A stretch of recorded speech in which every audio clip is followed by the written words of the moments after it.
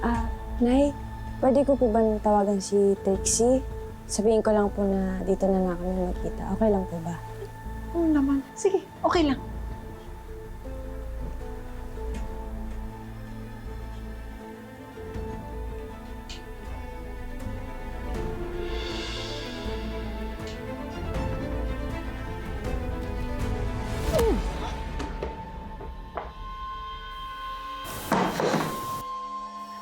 Namiss mo pala tong bahay, ah.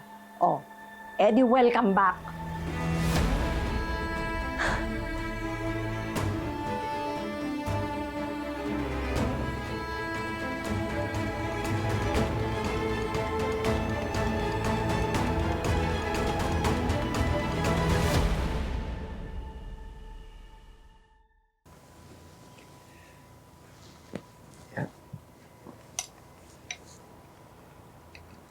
Na.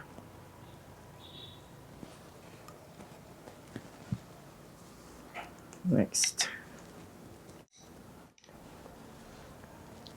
Tama na, anak. Ayoko na.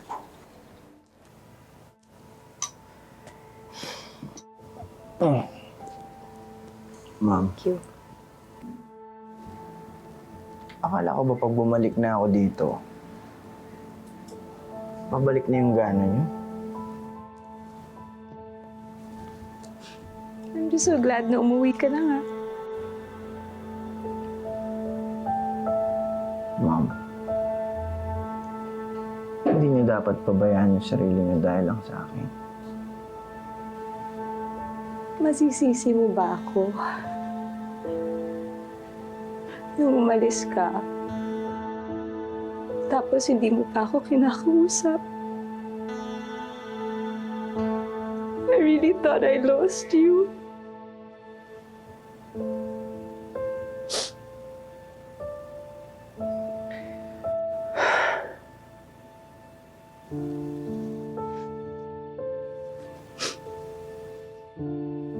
Sorry, Ma'am.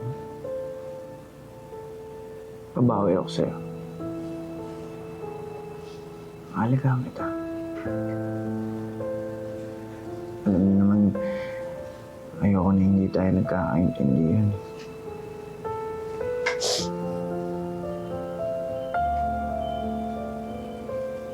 Pero may gusto kong malaman tungkol sa inyo.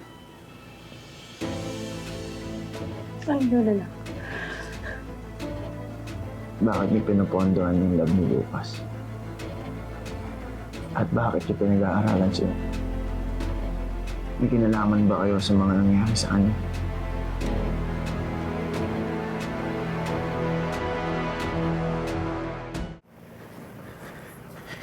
Tita, paumanhin po.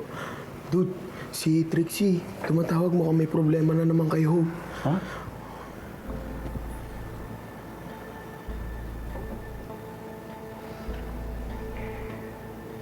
Hello, Trixie. Sir Ralph, kanina pa ako naghihintay dito eh. Wala naman si Hope. Ha? Paano wala? Diyan ko lang siya iniwan. Wala talaga. Nagpunta na ako sa CR, sa mga tindahan. Nagtanong-tanong na ako sa mga naglilinis dito. Wala daw po sila nakita. Binigay ko sa kanya yung cellphone ko. 'Di ba? Sabi ko, tatawag ka sa number ko. Wala pong sumasagot. Ring lang ng ring. Tatry ko na lang pupuntahan sa presinto. Baka nainip na, pumunta doon. Hindi. Nag-usap kami ni Hope at hindi siya aalis dyan nang hindi ka kasama. Kung wala siya dyan,